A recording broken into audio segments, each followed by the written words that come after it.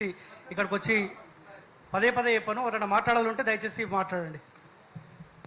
మిత్రులందరికీ నమస్తే.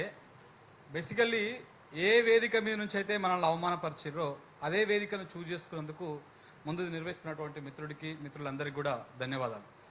ముఖ్యమంత్రి గారు అవమానపరిచింది తెలంగాణ జర్నలిస్టులని. ఇక్కడ మనం ఒకటి చాలా క్లియర్గా అర్థం చేసుకోవాలి. తెలంగాణ జర్నలిస్టులను అవమానపరిచండి. ఎందుకంటే ఆయనకి ఇవాళ ఆంధ్రజ్యోతి ఇక్కడికి మన సోషల్ మీడియా వాళ్ళు తప్ప, డిజిటల్ మీడియా వాళ్ళు తప్ప శాటిలైట్ ఛానల్ ఎవరు రారు కూడా. సో కాబట్టి ఆయనకి ఇప్పుడు ఏబిఎన్ కావాలి, టీవీ5 కావాలి, మహాన్యూస్ కావాలి, ఈటీవీ కావాలి, ప్రధాన పత్రికలు కావాలి, ప్రధాన ఛానళ్లు కావాలి.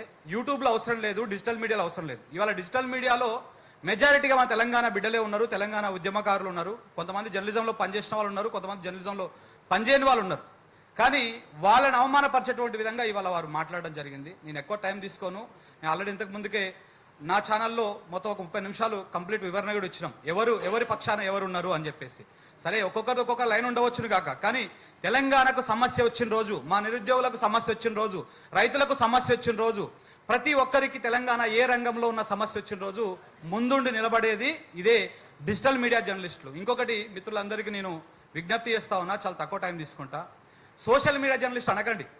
మనమే అసలైన జర్నలిస్టులం, మనమే అనికార్సైన జర్నలిస్టులం, మనమే సోషల్ జర్నలిస్టులం. ప్రజల సమస్యలు చూపించే వాళ్ళే జర్నలిస్టులు, ప్రజల సమస్యలు చూపించని వాళ్ళు జర్నలిస్టులు గారు. సో కాబట్టి ఇవాళ ఈ ఛానళ్ళన్నీ మెయిన్ స్ట్రీమ్ ఛానళ్ళని మనం కొట్లాడుతున్నది రేవంత్ రెడ్డి గారితో కాదు, మనం కొట్లాడుతున్నది మెయిన్ స్ట్రీమ్ మీడియా ఛానళ్లతోటి. ఆ మెయిన్ స్ట్రీమ్ మీడియా ఎవరి గుప్పిట్లో ఉందో, ఎవరు దాన్ని ఆధిపత్యంతో చలాయిస్తా ఉన్నారో వారే ఇవాళ రేవంత్ రెడ్డి గారు నోటి వెంట ఆ మాటలు మాట్లాడిస్తా ఉన్నారు. రేవంత్ రెడ్డి గారు కూడా మన తెలంగాణ బిడ్డనే, కానీ ఎవరి చేతిలో బందీ అయిపోయారో మనం గమనించాల్సినటువంటి అవసరం ఉన్నది. ప్రతి ఒక్కరము ఇవాళ యూట్యూబ్ ఛానల్ని ఎగతాళి చేసి మీ ట్యూబులు మీ గొట్టాలని చెప్పేసి మాట్లాడినటువంటి వాళ్ళందరికీ కూడా తప్పకుండా సమాధానం చెప్పేటువంటి రోజు వస్తుంది. మనమేమి యుద్ధాలు చేయొద్దు, మనమేమి అది చేయొద్దు, బయటికి వెళ్ళి ఏం చేయాల్సిన అవసరం లేదు. ప్రజా సమస్యలని, సమస్య ఎక్కడుంటే అక్కడికి వెళ్ళి, నాకు తోచింది నేను నారాయణపేటకు పోయినామన్నా, ఇంకో మిత్రుడికి వస్తుంది, ఇంకొక దగ్గరికి వస్తుంది. సమస్య ఎక్కడుంటే అక్కడికి వండి ఆ సమస్యని మనం తీసుకొచ్చి ప్రజలకు చూపిస్తే ప్రజలే వచ్చే ఎన్నికల్లో వాళ్ళకు బుద్ధి చెప్తారు. ఇవాళ రేవంత్ రెడ్డి గారు కావచ్చు, రేపు ఇంకొక పార్టీ కావచ్చు, గతంలో ఉన్నటువంటి పార్టీలు కూడా చాలా మంది జర్నలిస్టుల మిత్రుల మీద ఇబ్బందులకు గురి చేశారు. ఇప్పుడు వాళ్ళు అదే ఇబ్బంది చేస్తా ఉన్నారు. రేపు వచ్చినటువంటి పార్టీలు కూడా ఇబ్బందులకు గురి చేయవన్నటువంటి నమ్మకం కూడా ఏమీ లేదు.